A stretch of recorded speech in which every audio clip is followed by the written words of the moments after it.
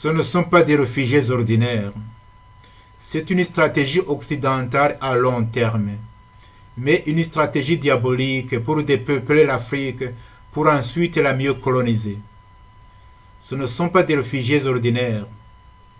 Ce n'est pas un acte humanitaire, surtout pas ça. C'est un acte militaire à long terme qui échappe à toute logique humaine, humanitaire, morale et légale.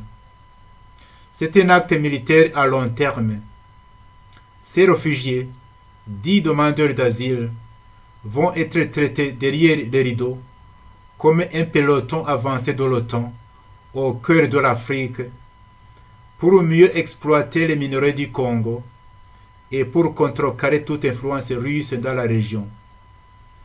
Et cela ne peut se faire qu'en s'appuyant sur une minorité ethnique qui contrôlerait un empire Hima Tutsi. Non, ce ne sont pas des réfugiés comme les autres. Ce sont des envoyés de l'OTAN pour une mission. Autour du Rwanda, des armées menacent d'attaquer le Rwanda. Mais le gouvernement anglais dit avec une confidence qui dérange, le Rwanda est un pays sûr.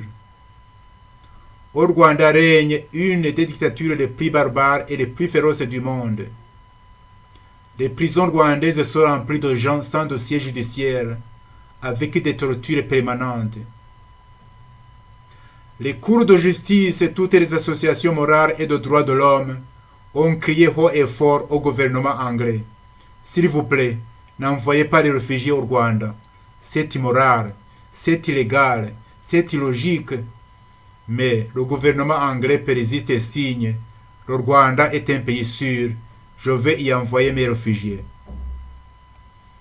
D'un moment à l'autre, le président Tshisekedi, au moindre escarmouche, il peut attaquer le Rwanda. Mais le gouvernement anglais persiste en disant: le Rwanda est un pays sûr. Nous allons y envoyer nos réfugiés. Maintenant, ces choses sont presque faites. Londres va bientôt envoyer les demandeurs d'asile à Kigali. Monsieur le président Tshisekedi, vous Congolais, vous Africains, ça ne vous dit rien. Ce ne sont pas des réfugiés ordinaires. C'est une stratégie pour tromper par force l'humanité du monde. Ce système d'aller-retour de ces réfugiés va créer une courroie de transmission entre Kigali et Londres.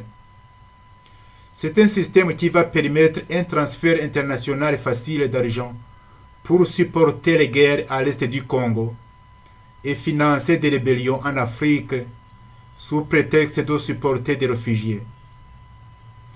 Les Occidentaux, en tête les Américains, que vous appelez vos amis, les Anglais et les Français, vont camoufler certains terroristes sous le manteau des réfugiés pour commettre les dégâts dans toutes les capitales de l'Afrique. En définitive, ils vont fabriquer des faux réfugiés qui vont remplacer les autochtones dans ces régions. N'oubliez pas que dans ces accords entre Kigali et Londres, il est prévu que tous les réfugiés peuvent s'installer définitivement n'importe où. N'oubliez pas que ces militaires de Kagame et M23 ont commencé à chasser les autochtones pour les remplacer par leurs gens, tout en changeant les noms des villages et des localités au Rwanda et à l'est du Congo.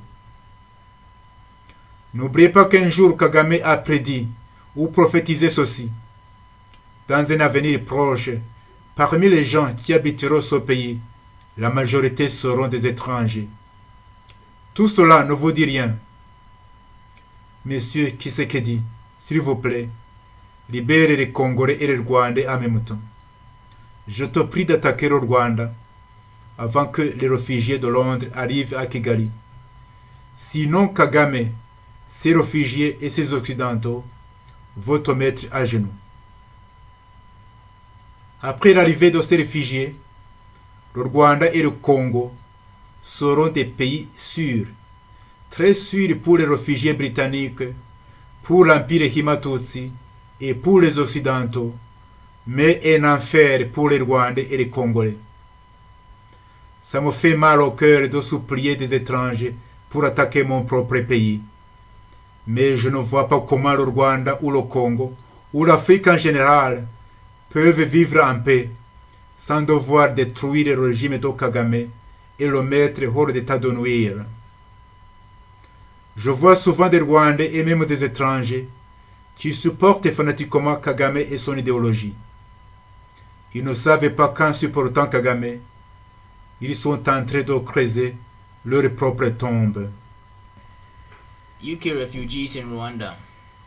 NATO advanced platoon in Africa. NATO advanced front. These are not ordinary refugees.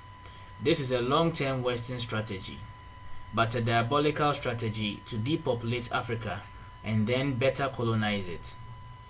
These are not ordinary refugees. This is not a humanitarian act, especially not that. It is a long-term military act which escapes all humanitarian, moral, and legal logic. It is a long-term military act. These refugees, called asylum seekers, will be treated behind the curtains like an advanced NATO platoon in the heart of Africa to better exploit Congo's minerals and to thwart any Russian influence in the region. And this can only be done by relying on an ethnic minority which would control a Hima Tutsi empire. No, they are not refugees like the others. They are NATO envoys on a mission. Around Rwanda, armies threaten to attack Rwanda, but the English government says with disturbing confidence, Rwanda is a safe country. One of the most barbaric and ferocious dictatorships in the world reigns in Rwanda. Rwandan prisons are full of people with no criminal records and constant torture. The courts of justice, all moral and human rights associations have shouted loudly to the English government, please do not send refugees to Rwanda. It is immoral, it's illegal, it's illogical. But the English government persists and signs. Rwanda is a safe country. I will send my refugees there. From one moment to the next, President Tshisekedi at the slightest skirmish can attack Rwanda. But the English government persists by saying, Rwanda is a safe country. We will send our refugees there. Now it's almost done. London will soon send asylum seekers to Kigali. Mr. President Tshisekedi, you Congolese, you Africans, does that mean nothing to you? These are not ordinary refugees. It is a strategy to forcefully deceive the humanity of the world. This return system for these refugees will create a transmission belt between Kigali and London. It is a system that will allow an easy international transfer of money to support the wars in Eastern Congo and finance rebellions in Africa under the pretext of supporting refugees. The Westerners, led by the Americans, whom you call your friends, the English and the French, will camouflage certain terrorists under the guise of refugees to wreak havoc in all the capitals of Africa. Ultimately, they will create false refugees who will replace the natives in these regions. Don't forget, in these agreements between Kigali and London, it is planned that all refugees can settle permanently anywhere.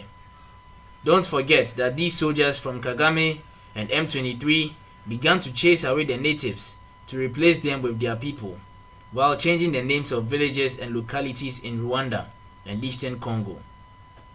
Don't forget that Kagame once predicted or prophesied this.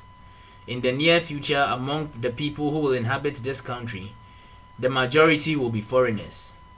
Does all this mean nothing to you? Mr. Tshisekedi, please free the Congolese and the Rwandans at the same time. Please attack Rwanda before the refugees from London arrive in Kigali. Otherwise, Kagame, his refugees, and his Westerners will bring you to your knees. After the arrival of these refugees, Rwanda and the Congo will be safe countries, very safe for British refugees, for the Hima Tutsi Empire, and for Westerners, but a hell for the Rwandans and the Congolese. It hurts my heart to beg foreigners to attack my own country, but I don't see how Rwanda or Congo, or Africa in general, can live in peace without destroying the Kagame regime and putting it out of harm's way. It's not just Kagame. It's the West. All of Africa should unite to fight Kagame and the West. If in their usual ignorance, African countries don't want to help you, you have to manage alone with your people. God has given you the means. You should also know that the Rwandan people is ready to fight alongside the Congolese people. I often see Rwandans and even foreigners who fanatically support Kagame and his ideology. They don't know that by supporting Kagame's ideology, they are digging their own grave.